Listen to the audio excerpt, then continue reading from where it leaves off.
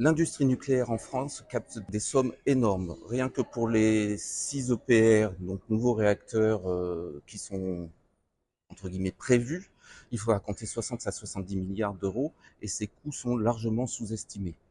On pourrait avoir une tendance inverse, c'est-à-dire développer les énergies renouvelables qui apporteraient tout autant d'emplois, de capacités de production énergétique dans les territoires, etc.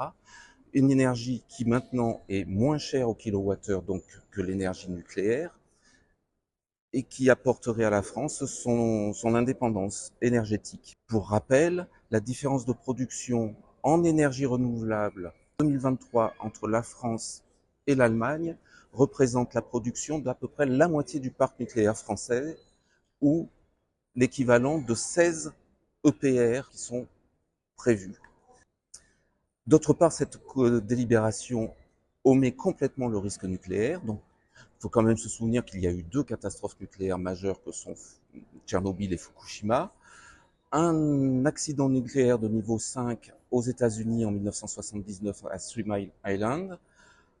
2 accidents de niveau 4 à la centrale de Saint-Laurent-des-Eaux en France. En France même, nous avons donc eu 2 accidents de niveau 4 dans les années 69 et 80 et un accident de niveau 2 à Blaye en 1999. Donc c'est une énergie qui n'est pas sans risque. Et pour le site de Golfech, en cas de rejet radioactif dans l'atmosphère, il faut quand même se souvenir que la métropole toulousaine est à moins de 80 km de Golfech, dans les vents dominants. Et pour finir, en sortant de la posture pour contre le nucléaire, il faut aussi avoir en considération que les centrales nucléaires installées sur les fleuves, et la Garonne en particulier, à moyen terme auront des problèmes de refroidissement.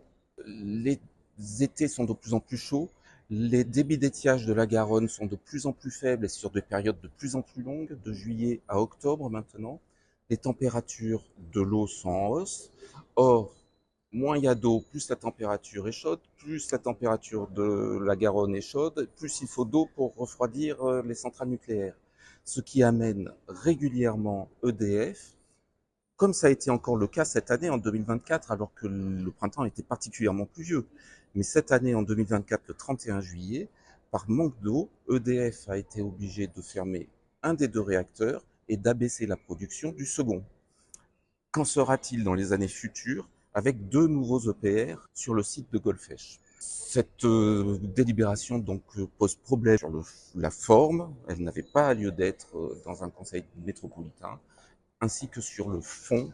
Il nous faut, nous en France, reconsidérer entièrement nos politiques d'énergie et axer sur les énergies renouvelables qui sont sans risque et tout aussi performantes que le nucléaire.